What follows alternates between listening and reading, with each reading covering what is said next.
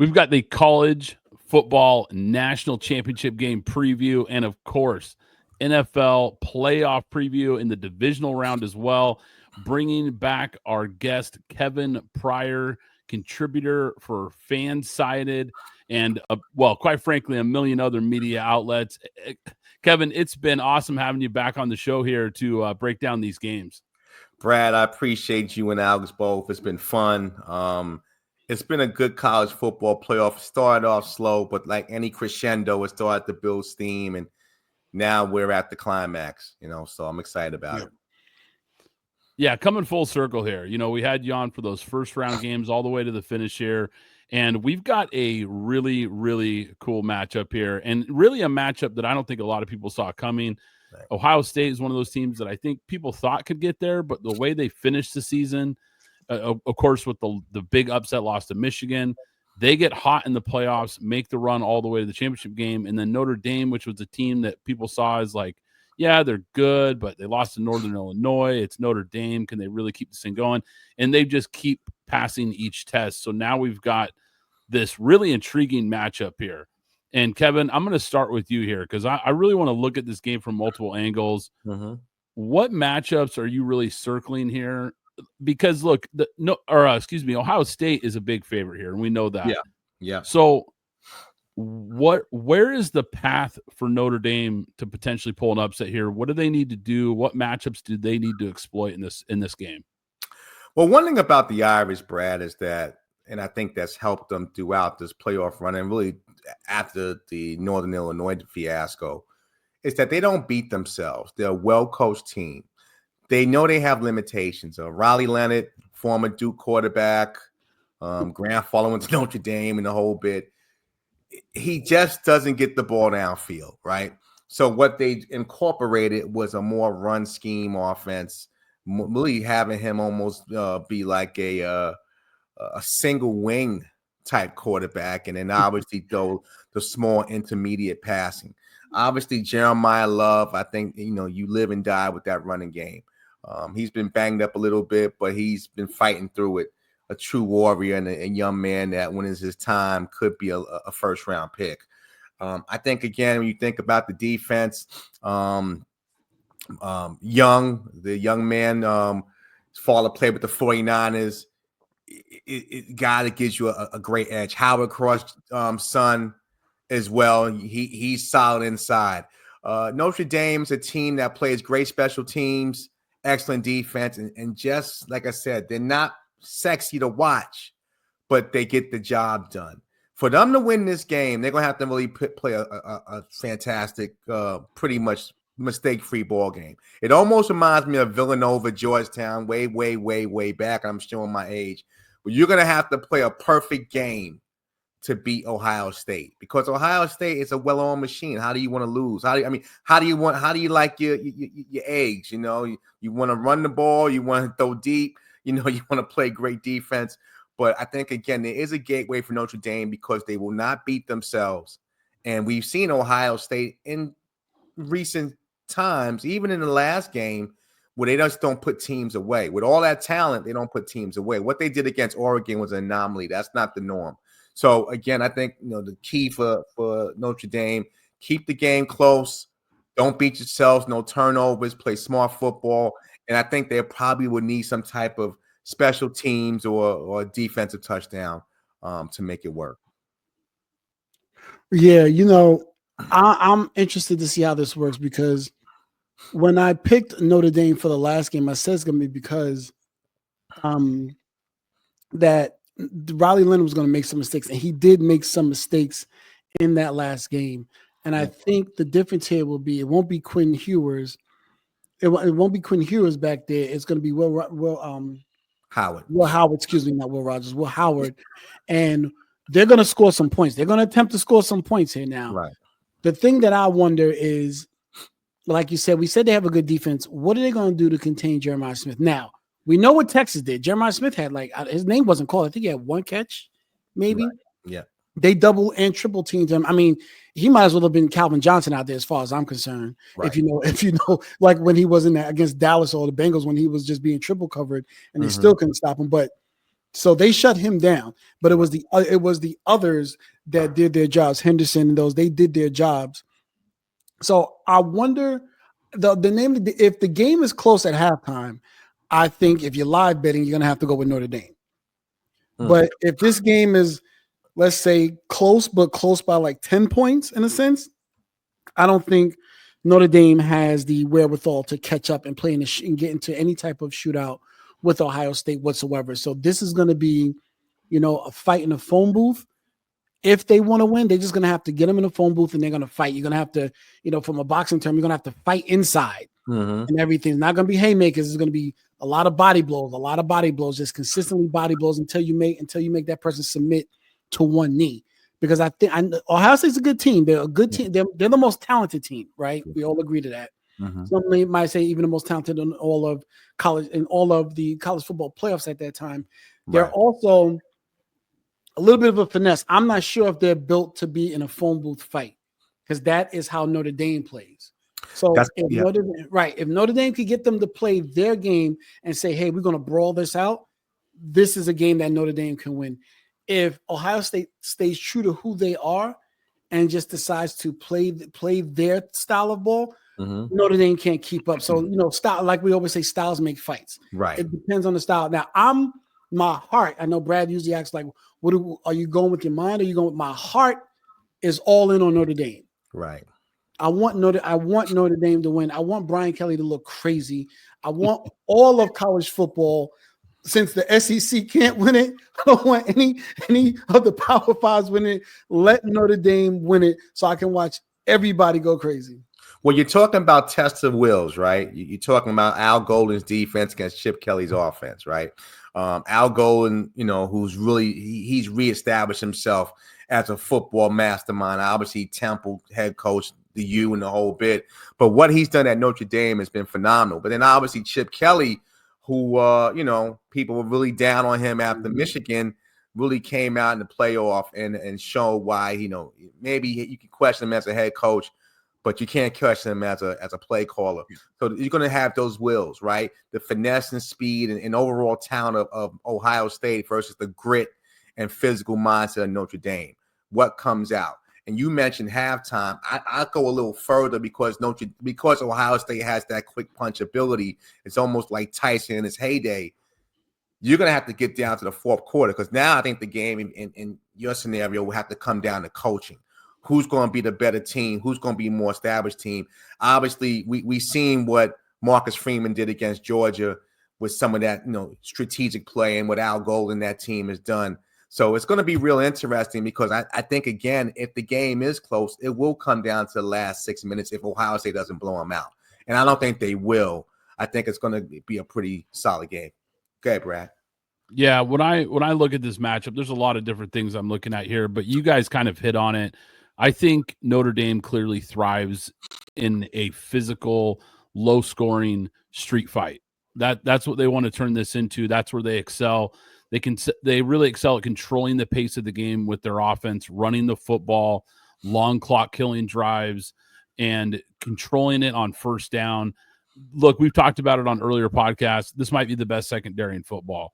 And to me, this is really the funnest matchup to watch, because you have the best wide receiver group in the country versus maybe the best secondary in the country. And what's amazing about this to me is you've got a team in Notre Dame that really wants to live in man coverage. That's their MO. They play a lot of man. They play a lot of single high safety. They put those excellent corners on an island and say, go cover these guys. Well, nobody has had the stones to do that versus this Ohio State team. We see a lot of zone coverage against this team because of how explosive they are.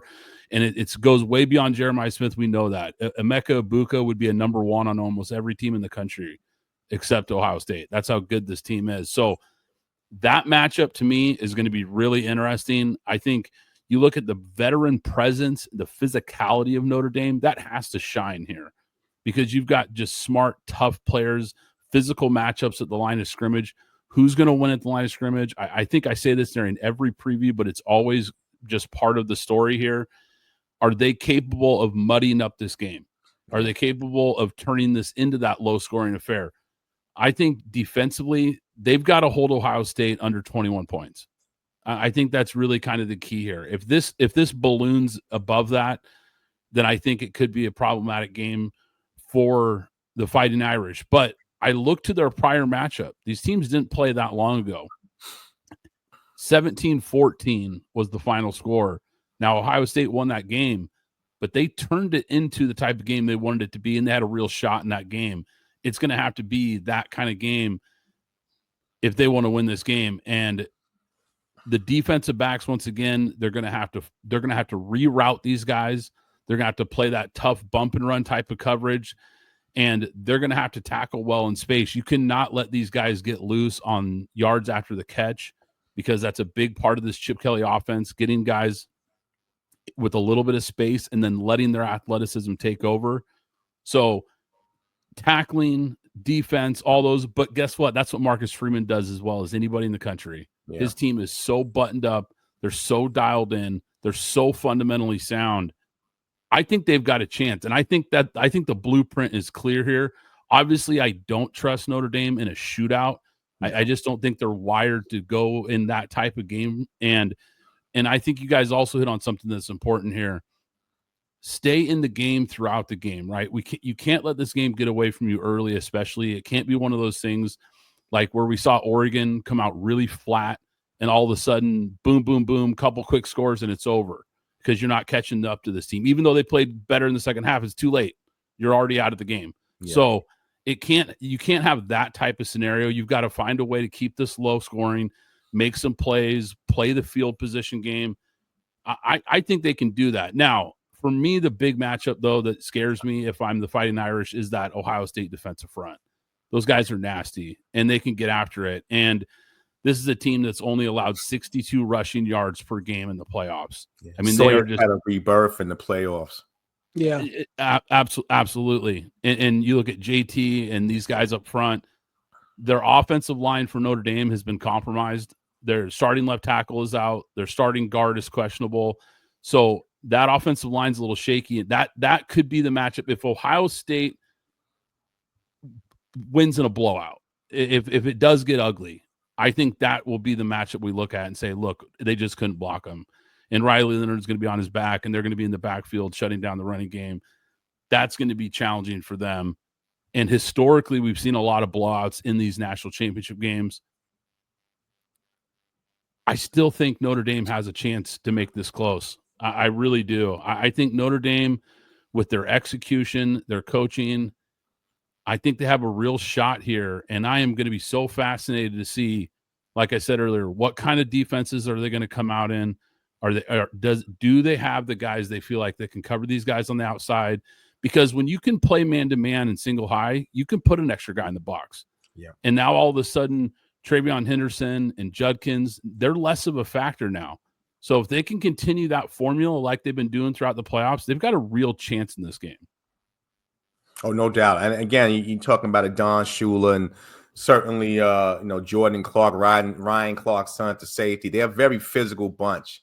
So again, we know that, Ohio State's got the big receivers. We know about Smith and Tate and all that, what they bring to the table. But again, can the physicality of Notre Dame wear on you? It's almost, again, I equate it to boxing and basketball. Mm-hmm. Notre Dame is going to have to play the old school four corners basketball, Dean Smith, because you can't get into a shooting match with this team. You'll get blown out the stadium. You get blown out the Mercedes-Benz Dome. So Notre Dame's going to have to play smart ball control right at the start of the game and be conceit solid and try to get sixes instead of threes. Obviously, from a standpoint with the boxing reference, you can't take a body punch because it can knock you out. So again, it's got to be that old school style football. And I think that Notre Dame's coaching staff is very comfortable playing. They know what they do. Riley Leonard is not going to wow your socks. He's probably not going to be a top draft pick, but he's a guy on the college level in this one game scenario. If I had to pick between quarterbacks, it's as much as Will Howard's been balling, I think I go Riley Leonard. What? Wow. From a mentality standpoint, listen, I mean, listen. Okay, I mean, you gave the full context. right? Yeah, I'm not. No, we're not talking about talent because on paper, Ohio State should mop the floor with Notre Dame. Yeah. I mean, let's just call it Yeah. what it is. It should Yeah. be ugly, but the game's not played on paper, and it's not a best of 7. It's a 1-game, 60-minute, 4 quarters. And even with Notre Dame losing some linemen, which again, as you mentioned, Brad, could be a problem with that Ohio State's deep front 7 is frosty. But I again, they don't call them the luck of the Irish for nothing. But I haven't given my pick yet. With all that being said, but my theory is that I think Notre Dame is going to compete with them, but they got to have a strategic game plan. There cannot be any holes. Alex, what do you think here? Or you got a side that you like here? I mean, not just a winner, but from a betting standpoint, it looks like it's about an 8-point spread. We've seen some books at 8.5. We know this line is probably going to move a little bit before Monday night, but I'm guessing it settles somewhere in that range. So what do you think here from that side? I'm taking Notre Dame both ways. Pause. I'm taking the money line, and I'm taking the points. Wow. Okay. With the upset, I like it. Yeah, there's like we've talked about, there's a path for that to happen. There absolutely is. And it wouldn't shock me at all. Kevin, what do you think? Do you think are you with Alex here? Do you think Notre Dame pulls off the big upset and kind of shocks the college football world? Well, with all that being said, this is the show, and I have to be objective. As much as I love to see Notre Dame win, I'm a big Notre Dame fan when it comes to their coaching staff and what has happened with this team. They've really become likable with Marcus Freeman. Yeah. I can't believe I'm saying that. People really love the Fighting Irish, with Freeman and just the family guy and the motivation, the hairline, the whole bit. With that being said, I just can't see Ohio State with this embarrassment of riches. You're talking about Notre Dame having to play the perfect game, and we know in football, like when they played the Orange Bowl against Penn State, things will happen, and that's because again, what Ohio State can do. Jack Sawyer, I mentioned him earlier, has had a rebirth in the playoff. If it wasn't for the playoff, the last image we remember of Jack Sawyer is ripping some Michigan flag. He has stepped up in this playoff. He's made some money in the draft, and maybe he didn't beat Michigan in his 4 years, but I really believe the Buckeyes will win a national championship.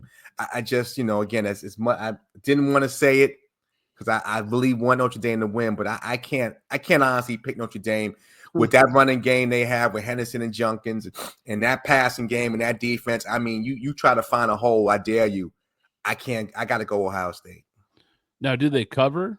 Do they cover the 8.5, or does Notre Dame find a way to make this, a good watch? Is it a good watch in the fourth where we're still excited to be watching this game, or is this going to be one of those ones where we're kind of watching saying, yeah, they got away from them? In my opinion, if Ohio State wins, they're going to cover. If Notre Dame was to win, it would obviously they would have to cover. But if I think Ohio State will cover because I just think that it's too much firepower. And it could be a situation where, for 3 quarters is a tight game. But again, using different sports analogies, one punch, and that's all it takes. You can't hold forever. And I think, again, with that type of talent that Ohio State has, it can get ugly quick. And again, Notre Dame has to play the perfect game. I root for them with my heart, but my mind says Buckeyes. Yeah, I love Marcus Freeman and what this guy has done. I've been saying it for the last few episodes. I've been saying it on the audio podcast as well. I'm just so impressed with this guy. It's unbelievable. He has 1 5-star recruit. One. Ohio State is a 5-star factory. And only 14 transfers. It's really incredible. I mean, it really is incredible what he's done there.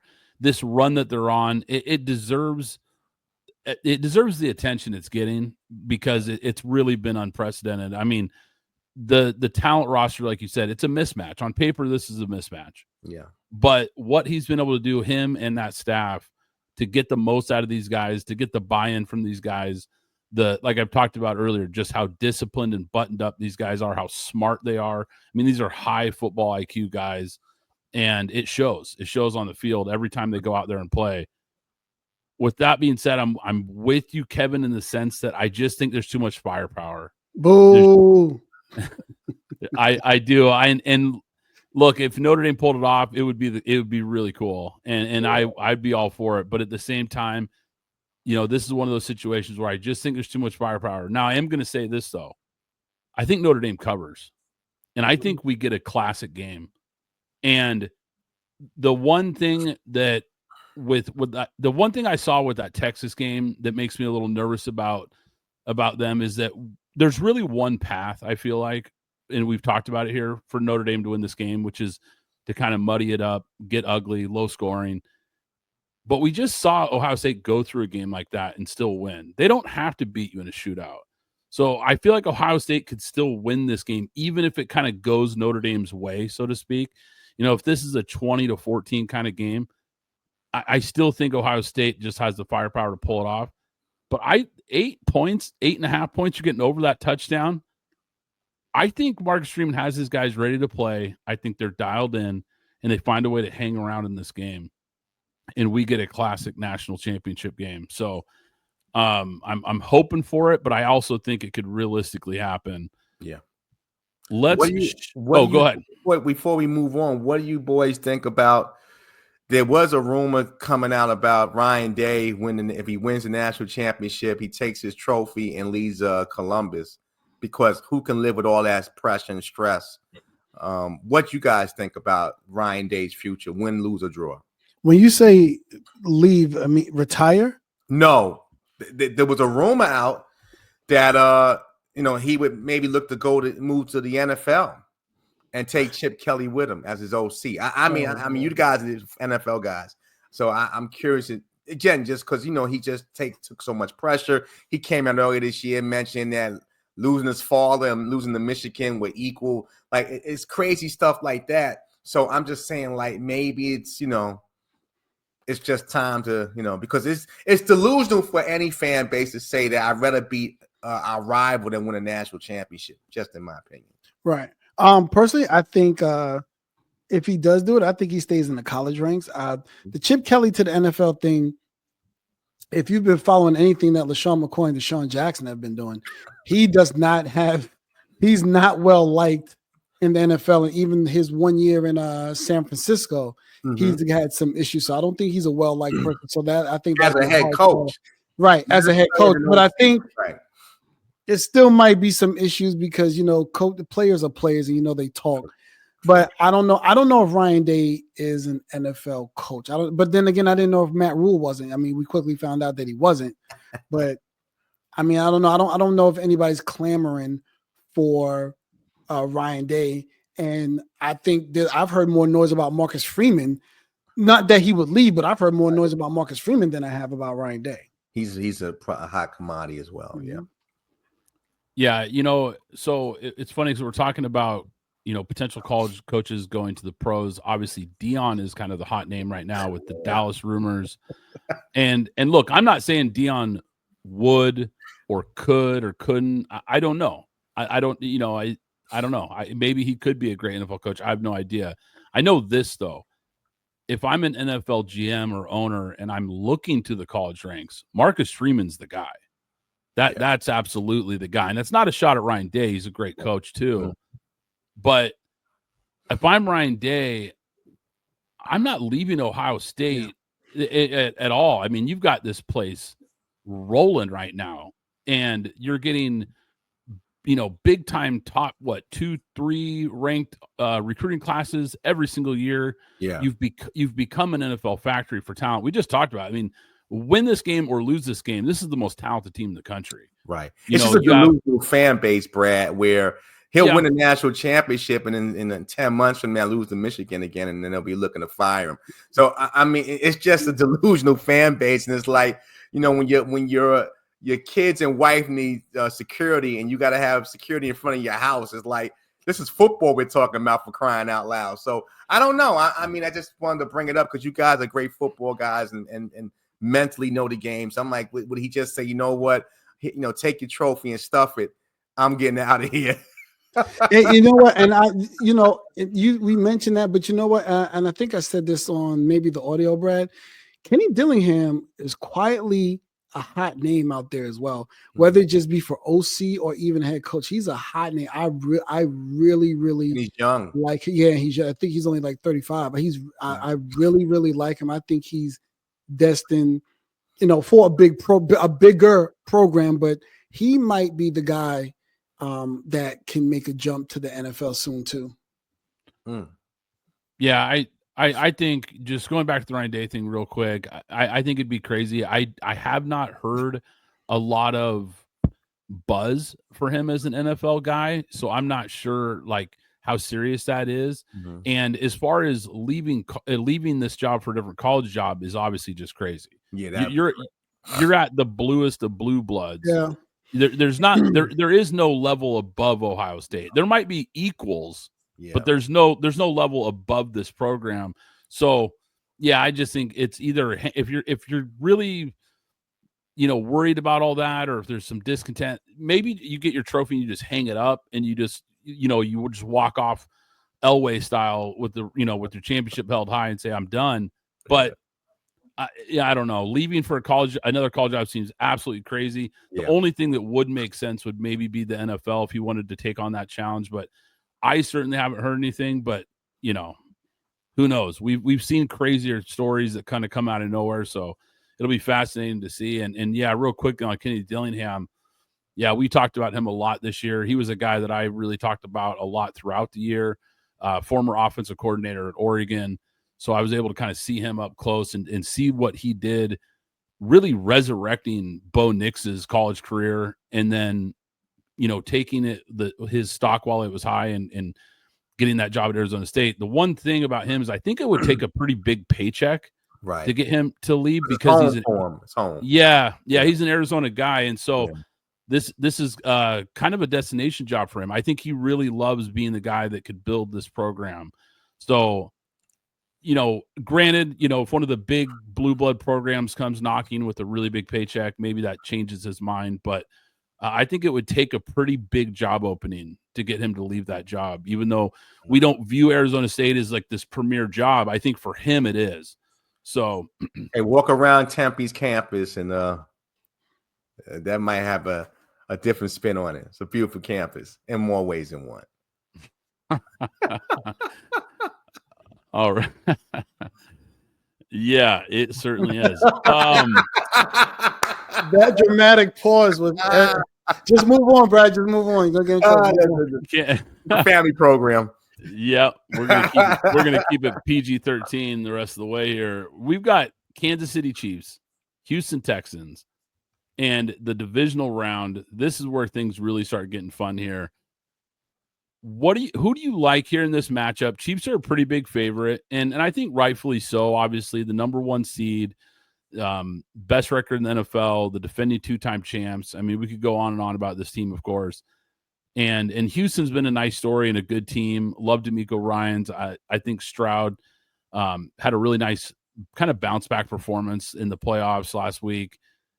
They've got some defensive pieces. It's an interesting matchup, even though Kansas City's a big favorite. What are you looking for in this one, and what side do you like here? Well, I think, again, I mean, you look at Houston, all the injuries, and not the greatest sophomore season for C.J. Stroud, but nevertheless, win a division, win a playoff game in the Final Four of the AFC is still a major accomplishment. And I do think, with everybody saying, KC, the coronation of a three-peat, I think, again, Houston's going to give them a game. Now, obviously, when I look at the Chiefs, we know how they get down, but Mahomes hasn't played in almost a month. While, yes, that's kind of good, and a guy like him, you're not really worried. There might be some rust early. So, if Houston's going to compete here, you want to jump on KC early. I think the temperature is going to be like in the 20s, low 20s. So, for a team from Houston traveling to KC, the weather could play a role. Obviously, I think that the break has helped Kansas City running game wise. We know how Kelsey gets down and everything of that nature, and their passing attack. I think, again, it'll be close in what the experts say, but I think the Chiefs still come out victorious and get to the AFC Championship game. You know what, Kev? You kind of really hit the nail on the head with the weather. That weather in KC is going to be brutal. That wind is going to be blowing now. You know, it is Houston. They do play indoors. They play on that fast track. And we've seen a few times of teams that aren't prepared to really go into that type of environment and play, because your team is built a certain way when you play indoors and when you play in the warm weather, i.e. Miami. You're hard pressed to kind of go in there. But as Brad knows, I always say, have run game and defense, you will travel. Those two things travel very well. Yeah. So Joe Mixon travels very well, and that defense with those two shutdown, whatever, close to shutdown corners, or let's say top 3 tandem in the league, the safety Jalen Petrie back there as well, and then the 2 pass rushers. Now, you know, one of Kansas City's strengths is the offensive line, not necessarily that right tackle, but they do have a very strong offensive line. With that, they have taken a week off. I think this is the time. It's Kelsey time. I think Kelsey's been biding his time. You know how an NBA player, they do load management, and then in the playoffs they shorten the bench. You know, with our basketball references, they shorten the bench and then the starters play more minutes. I think you're going to see Travis. This is going to be a Travis Kelsey game. However, I will say I think the Texans cover, because right now I have 8.5. Brad, you may have something different. I think that's a lot, because I do respect that Texans defense. What I saw last week, that made me respect them a little bit more. But a well-rested new father in Patrick Mahomes. Kelsey, I don't know, who knows? Maybe he's engaged by the time this game happens tonight with all the rumors flying around around his relationship. And we know Andy Reid has been in the lab in Dexter's laboratory, and he's been drawing up some plays, some things that we haven't seen. One thing I'll say is this, and you know what? You know, Brad, our friend Quick actually pointed this out. Kev, you know him too. He said, have you noticed we have not run any of our bubble screens or end arounds all season long? And I went back and looked, and I looked at it. They haven't. Yeah. So look for some new wrinkles, you know, with an Xavier Worthy, with a couple of guys. And, you know, not only that, you know that Hollywood Brown has now had that month off too, Brad. Yeah. So has Juju Smith-Schuster. And we know one thing about what Andy Reid does, and those slot guys, they're interchangeable, and they're going to be able to do a lot of things there. And, you know, to be fair, also, Kansas City has a very strong run game, and the weakness on the Houston, which is a strength of Kansas City, that Houston offensive line is banged up. Yeah. Bad. And that's bad news. That's bad news when a well-rested Chris Jones and a guy who has the engine of a Mustang, and George Karlaftis, who just doesn't stop coming, they're coming to town. And I don't know I think it's going to be close, Brad, but I think the second half, I think Kansas City, and I'll give my pick now. I think Kansas City pulls away, and I think they actually cover. That is a big number, but I think Kansas City pulls away in that second half, and they do some things. Yeah, I think for me, looking at this game, the Chiefs have just been in these types of scenarios so many times. So much experience here. This is C.J. Stroud's only 3rd playoff start. And look, Kansas City and Mahomes and these guys, they just thrive in these situations. It just feels like the experience in these big games. You've got Andy Reid, like Alex kind of mentioned there, getting extra time to prepare. So you give the greatest offensive mind in the history of the sport extra time to come up with those wrinkles, come up with some new ideas. You know there's going to be 3 or 4 play calls in this game that they haven't seen, that they're not ready for, and he'll know exactly when to call it, because that's what he does as well as anybody. And as good as Mahomes is, this guy will find ways to just give you a layup, and it'll be in the red zone, and it'll be some wide open receiver on a play that Houston was completely out of coverage for because they didn't see it coming. So to Alex's point, I think the strength with the Chiefs is in the second half, leaning into that run game. They tend to get a lead, and then they kind of just take the air out of the ball. Yeah. Now, Houston's run defense is their biggest strength. So this is an interesting matchup, because you're talking about a strength-on-strength matchup. Who wins that battle consistently, I think, is going to go a long ways. If the Texans stack the box, and if they're kind of forced to stack the box, that's going to leave Mahomes with all of his experience and his ability to kind of make plays. It's going to be critical. Now, I don't think we know he doesn't have the playmakers that he's had in years past. So those guys are going to have to step up. Kelsey's going to have to turn back the clock. Some of these average wide receivers are going to have to play instead of like C average receivers. They're going to have to be B plus receivers. But that's usually what happens in these games for the Chiefs. Now, Houston's defense, they've been dominant in certain settings, especially on turf, especially in domes, and especially at home. You can throw all that out the window because, like we talked about, this environment is going to be nasty. It's going to be cold. It's going to be perfectly suited for the Chiefs. And CJ Stroud, look, he's not nearly as good on the road. And we've got over 2 years of data that really shows that now. If you look at their game against Green Bay, outdoors, the defense struggled to stop that Packers offense. So the defense has had trouble outdoors as well. Big favorites, though. And so that's the part that I look at here. I like the Chiefs in this game. I think they clearly move on in this game. This would be a shocking upset. Huge. But Mahomes, if you look historically, he rarely covers these big spreads. These games tend to be close, and especially this season, 0-5 as a touchdown or more favorite. So against the spread. So I like the Texans to maybe cover this game and maybe make this close. I think it's probably another kind of low scoring, kind of ugly game because like you mentioned, the weather's going to be a major factor, freezing temperatures, possibly snow. So yeah, I'm going to take the Chiefs to win, but I'm going to take the Texans plus 8.5. That's a big number. Can definitely see that.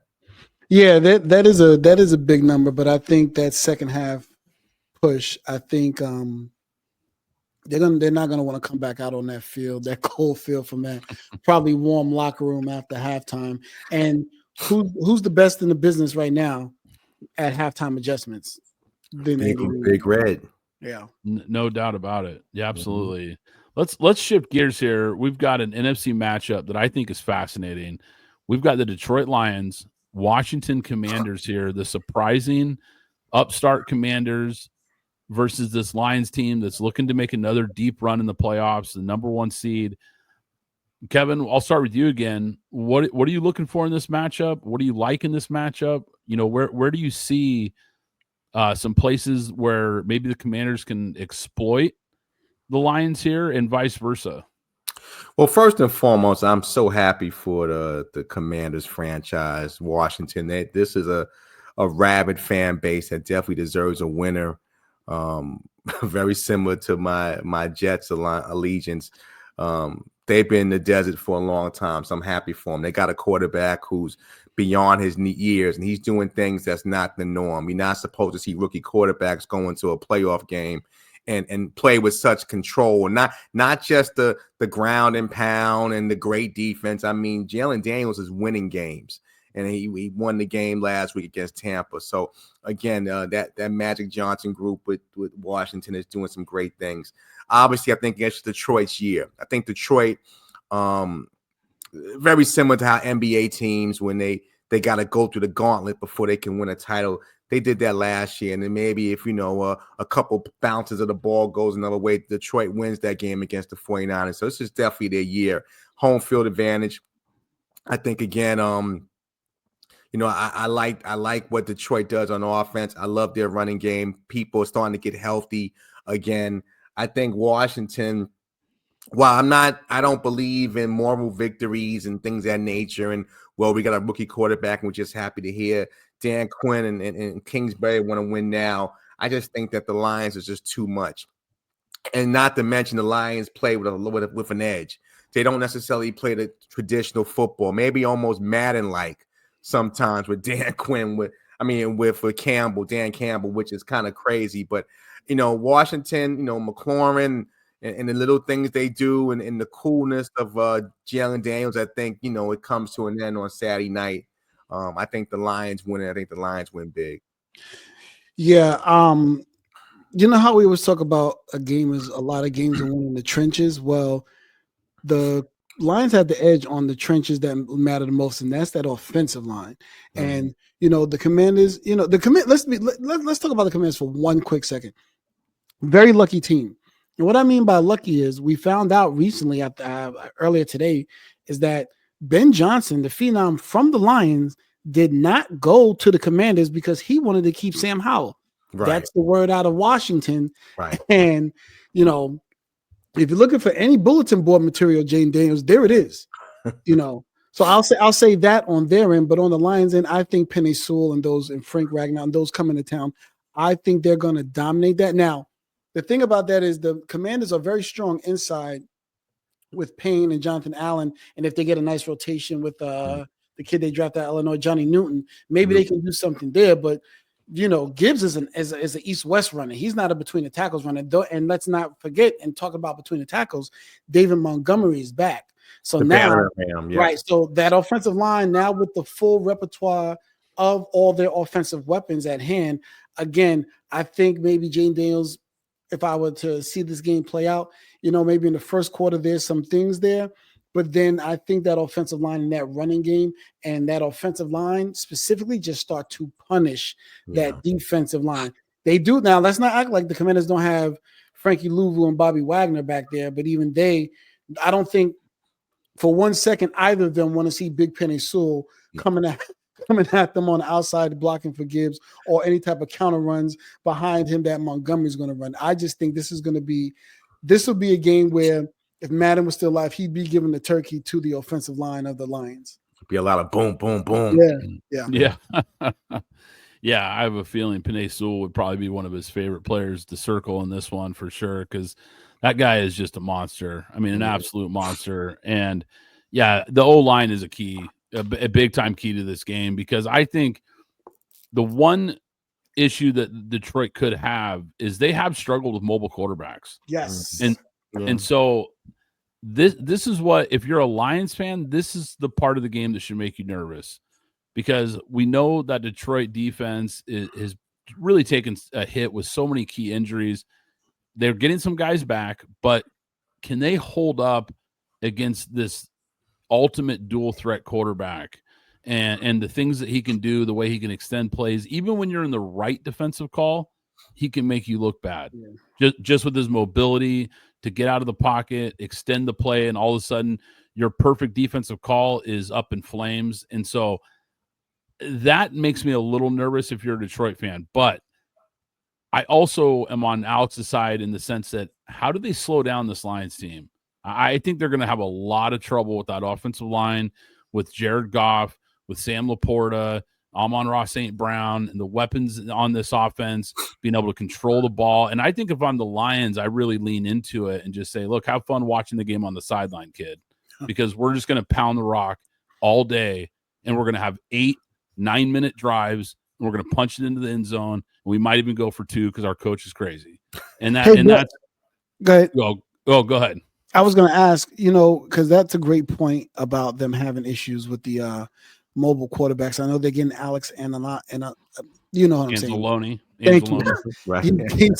He's coming back, but it's not like he's some world beater, but it just makes their defense, have some continuity, some familiarity with him coming back.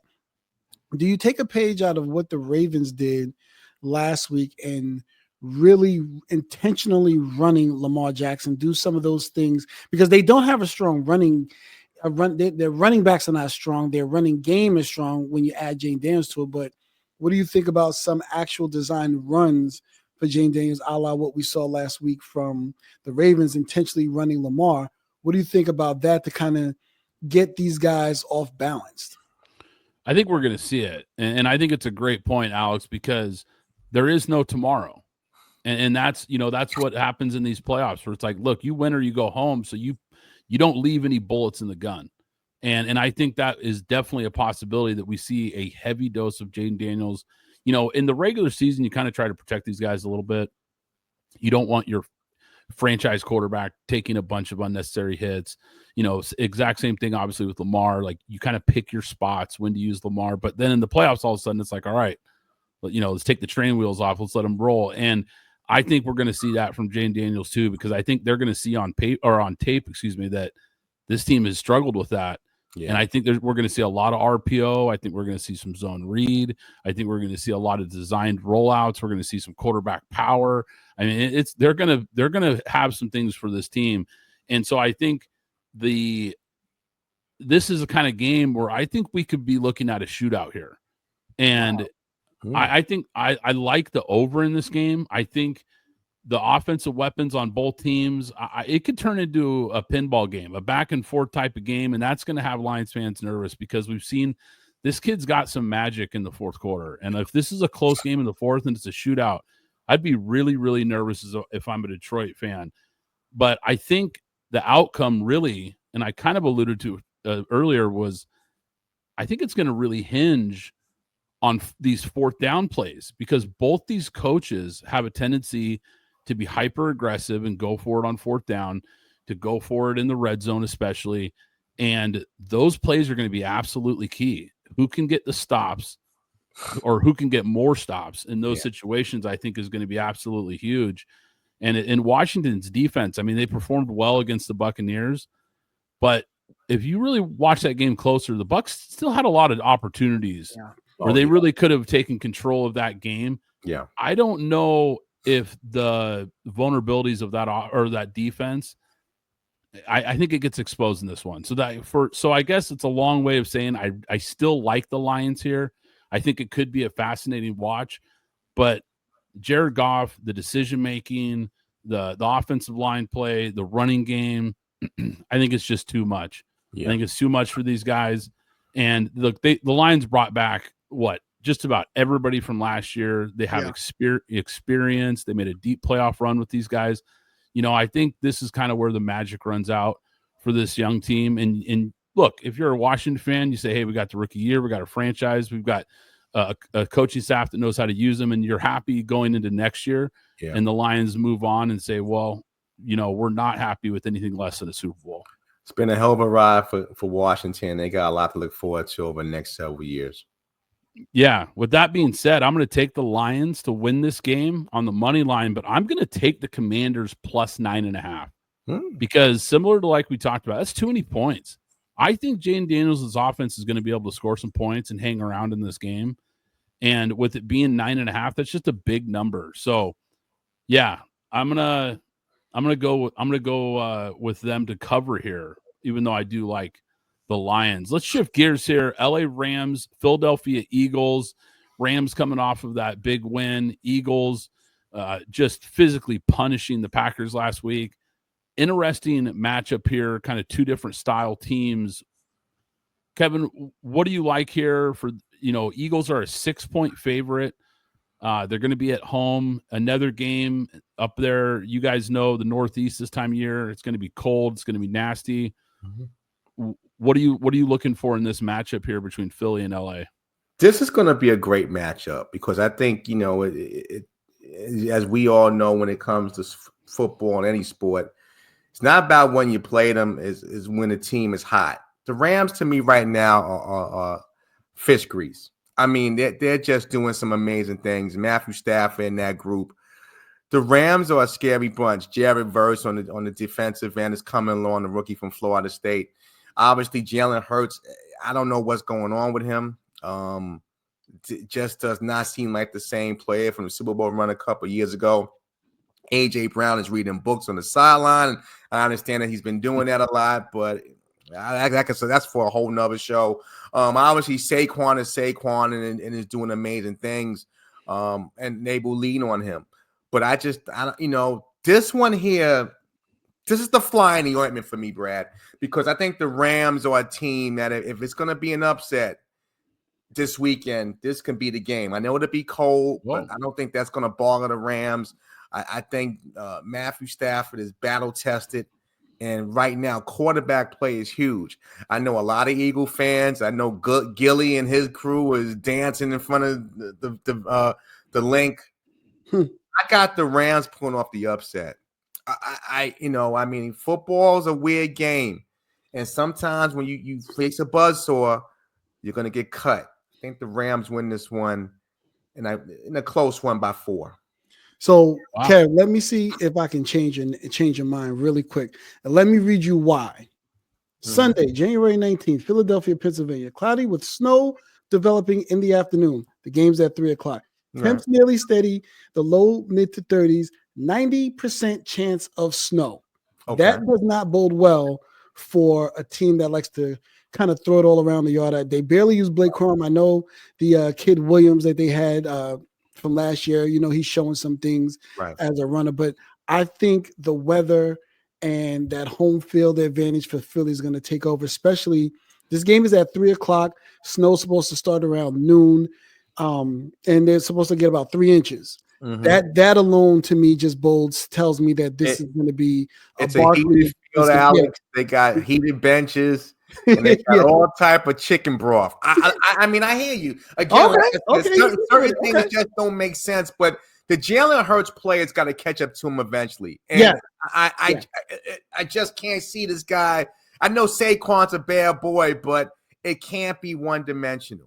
And the reason why A.J. Brown is reading books, they say he reads the books to calm him down. Obviously, he's a little annoyed at his quarterback. So I think this is the upset. This is the one. I mean, because guys like Verse can get to the quarterback, make Jalen Hurts a passer, keep him in the pocket. I just think this is the one. If it's going to be one this weekend, it's going to be this one. Listen, from your mouth to God's ears, Fresh Tire, sorry, Sis and all the other guys. I want you guys to go crazy. I really want Philly to lose. And Brad knows this. Between both of our other spaces that we're in, there's people that, not necessarily tired, but there's other people, all you other Philly fanatics. I want them to lose because I want them to go crazy. Yeah, we'll be monumental in that app next week if that happens. I don't know. Their fans are always so pleasant and quiet and mild-mannered usually. I find it strange that you'd say that. I can't even say that with a straight face. For me, look, Kevin, I get what you're saying, and this Rams team certainly has talent. And look, normally for me, one of the two big things I look at in any matchup, but especially in the playoffs, is head coach and quarterback. Well, check for the Rams. Absolutely. So when you look at those things, you think, gosh, this really could be a spot for the Rams to win this game. But I think the weather is a factor, and I think it really helps a team like Philly who just wants to smash mouth, run the ball, control the game at the line of scrimmage. If this game was in LA, I'd be very, very tempted to take the Rams. I think the home field is that big in this particular matchup just because of the styles of teams. And I just think the Eagles really match up well versus this Rams team. Offensive line, significantly more dominant than the Rams defensive line. And I like that Rams D line. I think they've got some really good young players, but this offensive line from the Eagles is just big, physical. I think they're going to have a problem just size-wise dealing with these guys. And this Eagles team, I don't know if anybody's talking about this, but Nakobe Dean got hurt last week. Yes. But that's the first player that they've lost from their original 22 starters from last year, or excuse me, from week 1. So you've literally got your exact starting lineup all season. That's unprecedented this time of the year to have that good of luck from the health standpoint. And I think with this Rams team, I think they're still in a little bit of a rebuilding phase. And I think, look, they're clearly, McVay's got to move in the right direction. But I just think right now, Philly is just the most dominant roster in the NFL. The offensive and defensive lines, I think, win this game in the line of scrimmage. And it's crazy because I think this is the one thing, because I'm with you, Kevin. At some point, it's going to catch up to Jalen Hurts. I 100% believe that eventually, and it might be in the Super Bowl. I mean, it might be. It might be, a game where all of a sudden you're facing a Lamar, you're facing a Josh Allen, and all of a sudden it's like, look, you got to put up some points, and you're not going to be able to do it. So it might be late before they run into a team like that. But this team, I just don't know if I can see it. Stafford in the Rams passing game, I think with those conditions, like Alex said, it kind of makes it tough for them to do what they want to do as far as spreading the ball around, throwing it around the yard. I got the Eagles to win and cover the 6 points here. I think it's just a tough matchup, like I said, in these conditions especially. It's going to be a shame because this is going to be Cooper Kupp's last game in a Rams uniform. Yeah. Maybe not. Yeah. Well, if Kevin's right, Kevin's right. He'll be He'll be playing in another NFC Championship game for him. So let's shift to the main course here, because this is a big one. This is the game that everyone's going to watch. The ratings are going to be nuts for this game here. Obviously, we've got Lamar Jackson and the Ravens. We've got Josh Allen and the Bills, and this is a fun matchup here. Kevin, the Vegas line is close, but the Ravens are a slight favorite here on the road in Buffalo. And once again, we keep talking about these Northeast, conditions here. It's going to be cold. It's going to be nasty up in Buffalo as well. Yeah. I don't know if it matters as much, because I think the Ravens are kind of built for that. Unlike the Rams, I think they're more equipped for that. So I don't know if it's as big a factor. But who do you like in this game here, Kevin? Woo, it's just two heavyweights. Two teams that have to get to New Orleans. Two teams and two quarterbacks that really legacies on the line. I mean, obviously they want to win now, but it's just when you look at these two teams, they're just the quintessential bridesmaids. Baltimore, Lamar Jackson, defending MVP. I think, again, what he brings to the table is phenomenal.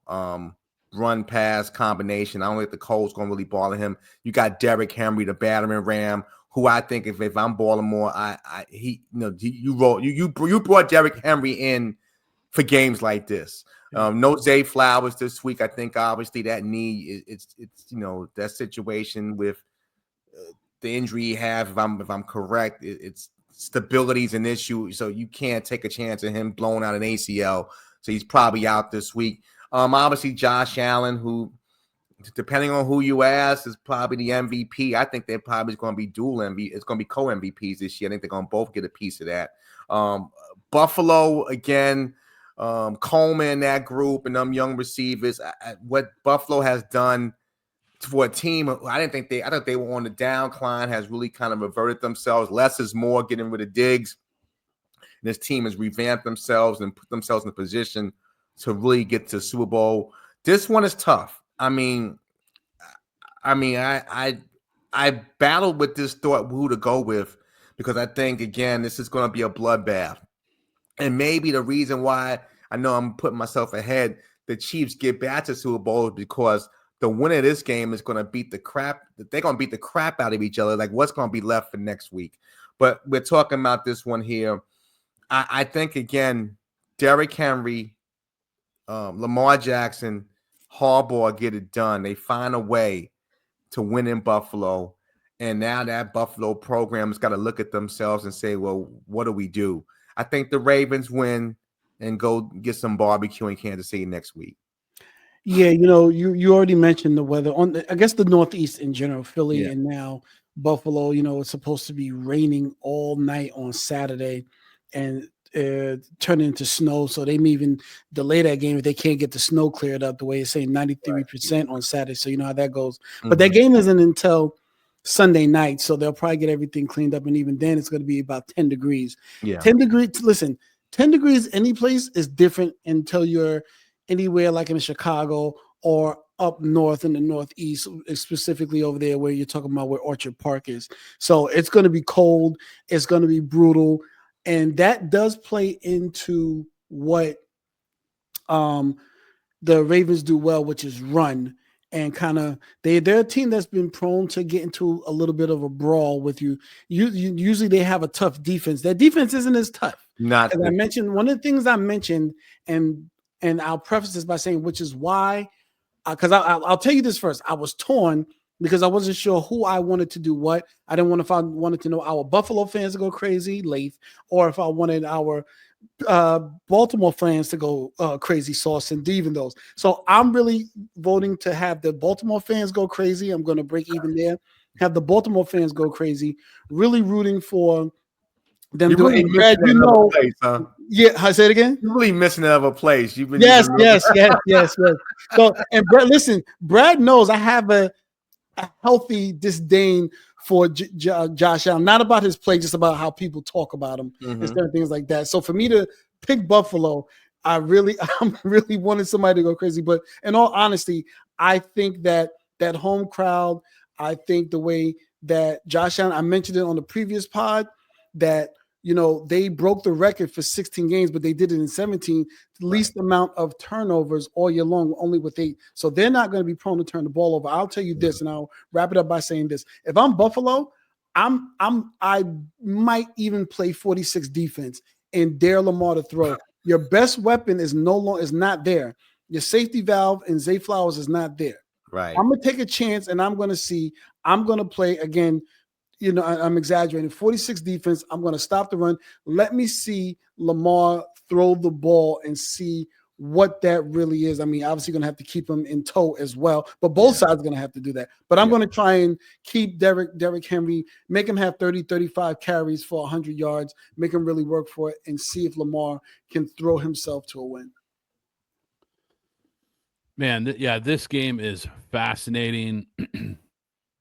And so looking at this game, I think there's so many different angles. I jumped into some of the numbers here, and I looked at what some of the betting sides are doing, what some of the pro money is doing, and kind of trying to get an angle from that side because I think it can be very telling. And as a favorite of 3 points or less, or as an underdog, Lamar Jackson is 26-9 against the spread in both the regular season and playoff games. That is unbelievable. In the 6 times Lamar has opened as an underdog but closed as a favorite, he's 6-0 against the spread and 6-0 straight up. That's what we were seeing in this situation here, of course. Now, Lamar, I just think he's got the better team.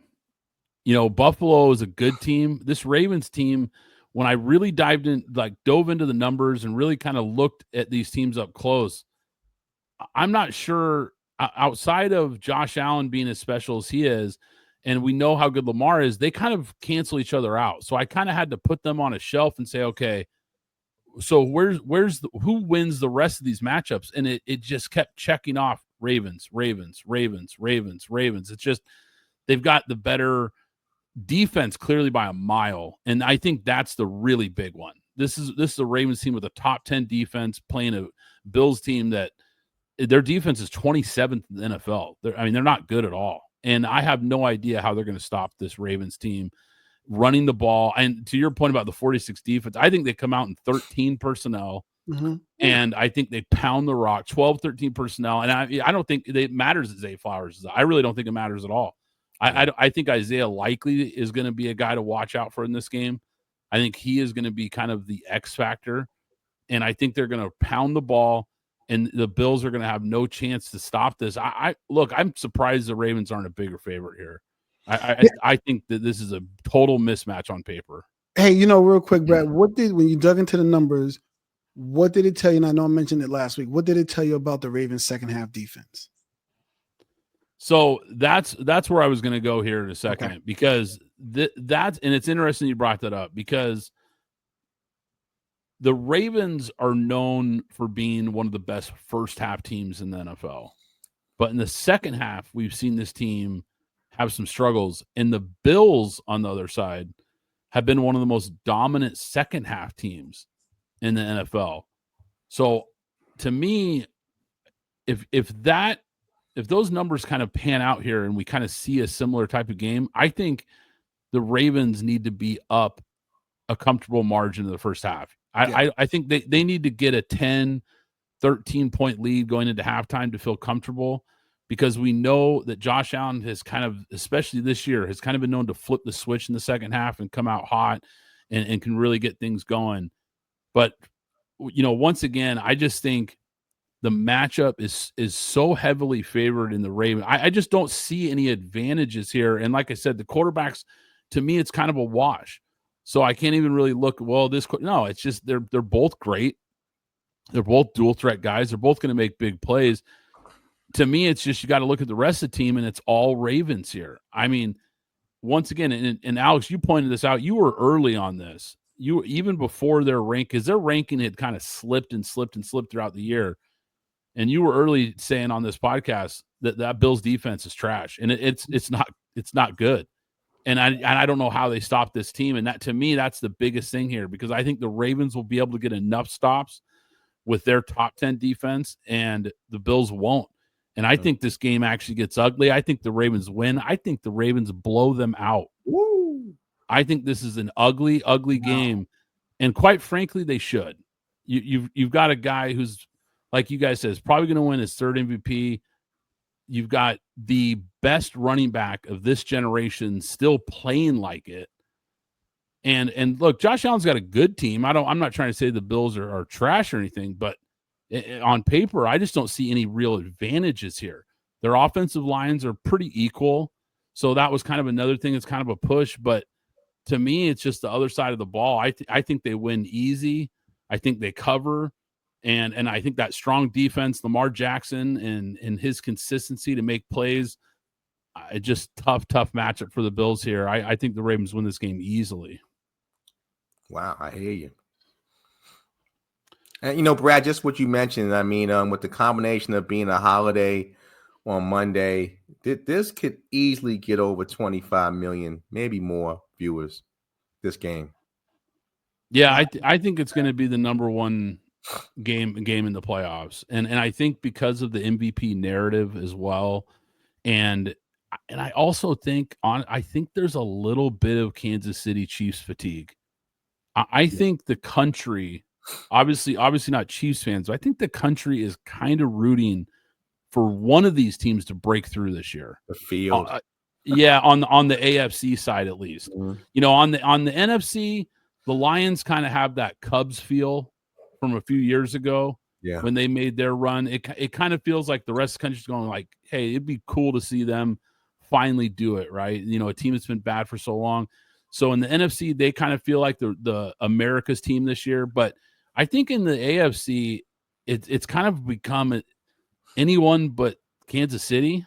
I kind of get that vibe. Like, just we're tired of Taylor Swift taking over our TVs on Sunday, and we're kind of tired of Mahomes just winning every year. And look, they're great. They'll probably win it again, but we'll save that for next week, of course. But I just think that these teams with like I said, the MVP discussion around the quarterbacks, it's going to make for a big time game.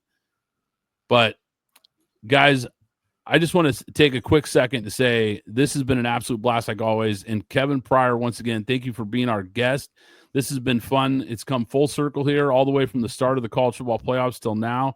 And we put a bow on it, and hopefully we can do it again here, Kevin. And be sure to check out his stuff, contributor at Fansided, of course, 950 Lounge, and all the other things that you're doing out there. First article with Fanside premieres next week.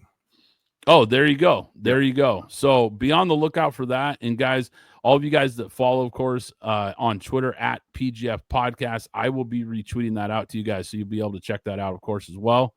And look, guys, appreciate it. And we'll catch you next time.